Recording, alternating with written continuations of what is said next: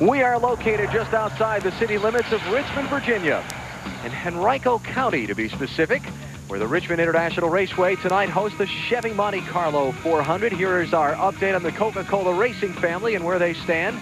There they stand. How about Kyle Petty, up to 12th? Tell you, Kyle, he has marched to the front quietly, but started 36th. Dale Jarrett, kind of a struggling night for DJ so far, 16th. John Andretti involved in an early spin. Here's our NASCAR Busch Series update. They ran an absolutely wild and crazy race here at Richmond last night. Guys spinning each other out, punches thrown. Through it all, Jimmy Spencer dominated and won the race. And that was just in the booth. Jeffrey Bodine, great run. Johnny Sauter, 5th place in his first time out for Richard Childress. And you see Kevin Harvick with a 274-point lead. Next race for the Busch Series is a week from Saturday at the Monster Mile in Dover, Delaware. Here's our Craftsman Truck Series update. Jack Sprague and Kevin Harvick traded the lead twice in the final laps Thursday here at Richmond. Sprague took the win. And we are back racing in the Winston Cup event here at Richmond with Rusty Wallace leading.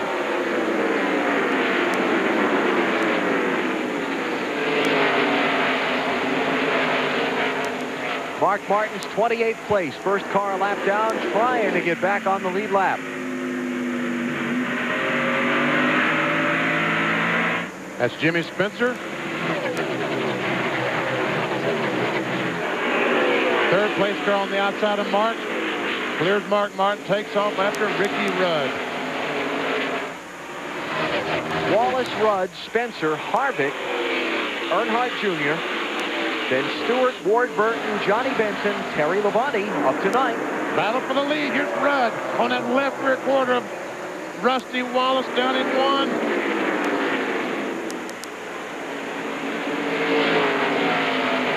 And that 28 is on the bottom. Hooked up down there.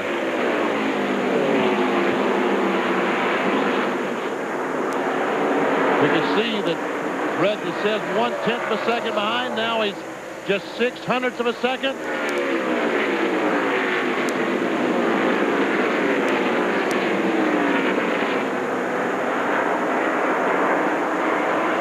And check it out, side by side down the back. But Rusty Wallace prevailed once again. It's like you were talking earlier, Wally, that Rudd's car just needs the whole racetrack. Yeah, he gets in really good. He gets through the center good. But in order to jam the gas on the middle off, to keep that momentum going, you need to let the car slide up to the wall. If you hold it down on the bottom line, you actually scrub speed off, getting off the turns. But Ricky Rudd realizes that he needs to get by Rusty Wallace while these tires are nice and cool, and he's got some kind of grip on the bottom of the racetrack. That's why he's trying so hard.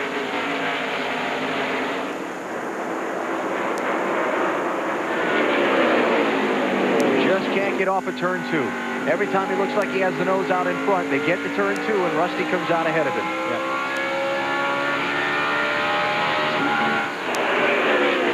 And you know, Ricky's only hope right there is that maybe Rusty drives in a little bit too deep and slides up the racetrack, and Ricky can get that half-car advantage getting through the center and then pull up off the turn. But, man, Rusty just right now has got his car working a lot better than he had it earlier.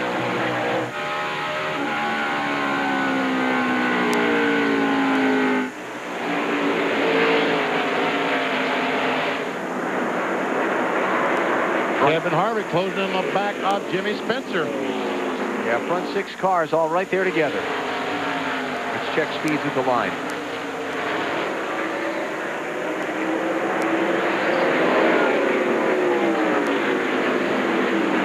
Looking pretty good for the top 2. But meanwhile, Harvick's on the inside of Spencer. Could not make it, had to back off. Now, based on the last run, I think Tony Stewart's car was the better of these 6 cars after they've got a bunch of laps on their tires.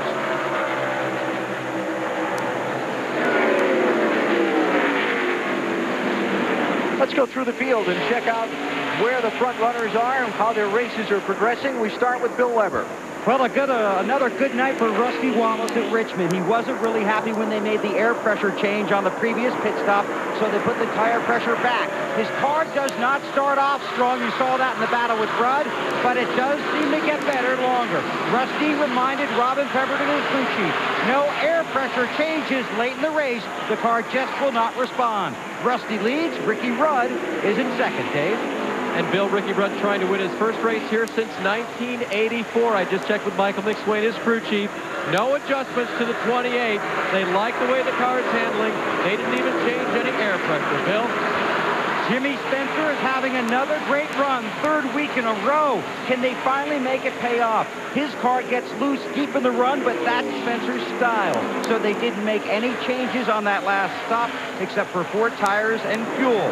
Jimmy Spencer, another strong run. He's got the 8 right on his bumper, Marty.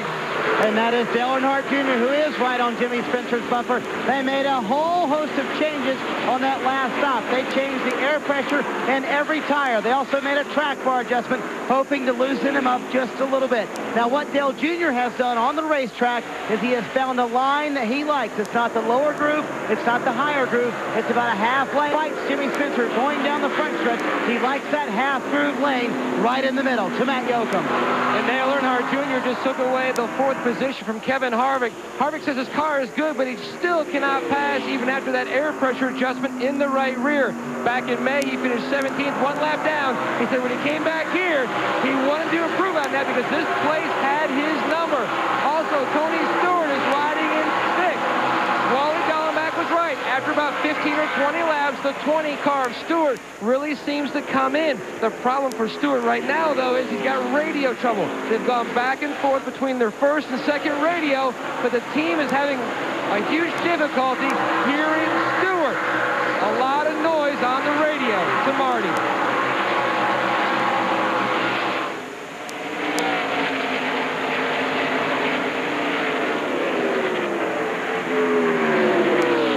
Get back to Marty in just a second. How about that wiggle for Dale Jr. off turn 4 last lap? Dale Jr.'s really loose. I'm just trying to see if he still has the same problem he had earlier, which was being tight first and making the car loose.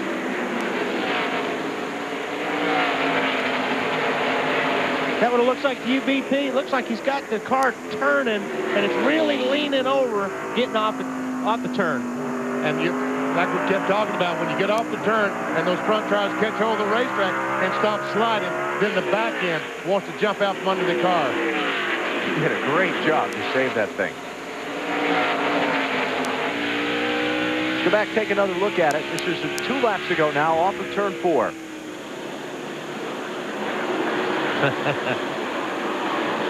Back and forth, that slide. And that doesn't look big, but believe me, folks, from inside that car, that was big.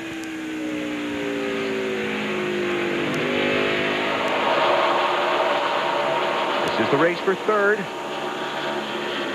These guys, when we see these fellas try to make the pass, off 2 is where they really have the trouble. When they get on the inside, like Jimmy Spencer, here comes Junior on the inside of Spencer. Turn 2 is where he's going to really have his problem getting off that corner. This time Spencer backed off and let Junior go. So Junior 3rd, Spencer back to 4th, in front of Harvick 5th, and Stewart 6th. Ward Burton is your 7th place runner. Marty? And Ward was tight on that last run. Allen coming off the big win in the Southern 500, having a very solid performance. Right now, as you said, in 7th place. They took 2 rounds of wedge out of the left rear, trying to tighten up Ward Burton. The car that Ward is driving tonight is not the car that was supposed to be here. They built a brand new car to come to Richmond. They tested it Wednesday. Ford didn't like it. They brought their same old car back. Bill Weber. Johnny Benson currently running 8th on the racetrack. Had an eventful Friday, lost their primary car here in a wicked crash, but the team has worked hard to keep Benson in contention here at Richmond this weekend. Johnny said they've been the best car he feels in 1 and 2. Right now, they're just being patient as we cross the halfway mark in this race. 15.31 for Benson's crew and the Valvoline bunch on their last pit stop. So Johnny Benson trying to take a backup car to victory lane. Behind him on the racetrack in the running order is Terry Labonte. 10th 2 weeks ago at Bristol, 11th last week at Darlington. Maybe not big numbers, but they are it for Terry Labonte. A very frustrating season for the entire Kellogg's crew. But coming back tonight, also carrying one of the Looney Tune characters on board, trying to inspire the entire team with the antics of the Roadrunner. That's what Terry would like to be tonight and run away from everybody. The last time Terry Labonte had back-to-back top 10 finishes, Bristol and Texas in July of 2000. Marty? And his brother Bobby Labonte is running 11th on the track. Terry just passed him. Bobby has been loose everywhere all night long. He has a problem also with the brakes, just a little bit of a problem. When he goes and hits the brake into the corner, he feels a vibration in the front. It's nothing too significant, but still a little bit of concern for Bobby Labonte. Now, normally, some teams might be able to help that out with a brake bias. We've talked about that a lot, a dial that the driver can turn to add more front brake or more rear brake. Bobby Labonte does not run one of those dials. He has not run one for about 2 years now, so he cannot fix that problem inside the race car and cannot help those vibrating brakes. To Matt Yoakum. Kyle Petty has climbed from 36th to 11th. I spoke with his crew chief, Chris Hussey. He said Kyle's not said anything on the radio about the car tonight. And usually when Kyle doesn't talk, that means the car is very good. Still no adjustments on this 45 car. Tonight he picked up his first career win here in 1986 on the old track configuration. He's never won a race in Winston Cup for Petty Enterprises. Maybe that will come tonight, but right now he's on par for his best finish of the season, Marty. Jeff Burton having a very solid run on the racetrack. They were very upset after that last pit stop with Jeff Gordon's team. Frank Stoddard, the crew chief for Jeff Burton, came off the toolbox and went and asked Robbie Loomis, the crew chief for Jeff Gordon, are you going to pit under this caution? Robbie Loomis said no. So Jeff Burton in his pit stall, he's pitted right behind Jeff Gordon, pitted very far forward in his pit stall.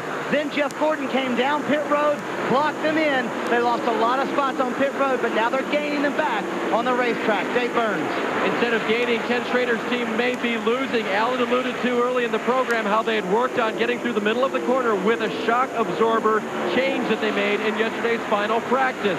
Well, it's gotten tight in the center again, and the team has had to rethink how they're going to adjust on Schrader to get him through this race.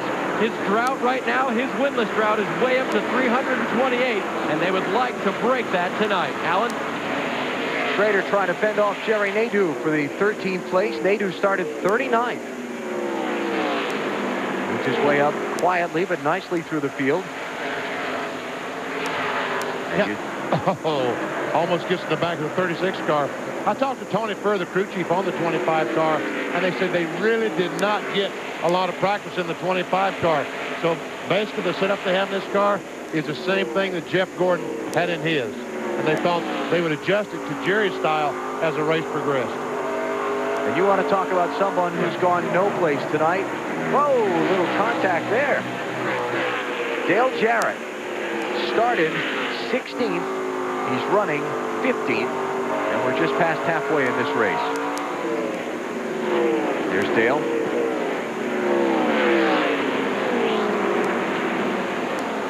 You know, I want to go back and mention about Bobby Labonte. Said he's got a little bit of a vibration. And that possibly what I talked about earlier, when they get the brakes real hot, they spike that temperature. Sometimes that buildup you'll get a bunch of material on the rotor, and that rotor will vibrate because of that. And that could be a possibility of what Bobby Labonte's going through right now. 6 drivers in the garage area. Liz is with one of them now. Matt, you were running not really good early on, but then you started coming around. What happened out there? Well, we were really struggling tonight with our dual outdoors. We just really took the setup tonight. And as far as the wreck, I'm not really sure. Hornaday was involved, so I imagine he ran in the side of somebody and, spun out, and I couldn't get out of the way. So just the wrong place at the wrong time. Still working on your car, so you're going to try to get back out there? Yeah, I think we'll get it back out. It's mostly suspension damage, so we'll just go out and ride around for the rest of the night and make the best we can out of it. And they will make the best of it, Alan. Well, there you have it. Yeah. Rusty Wallace is your leader. We're just past halfway, 219 of 400 completed. You're watching NASCAR on TNT.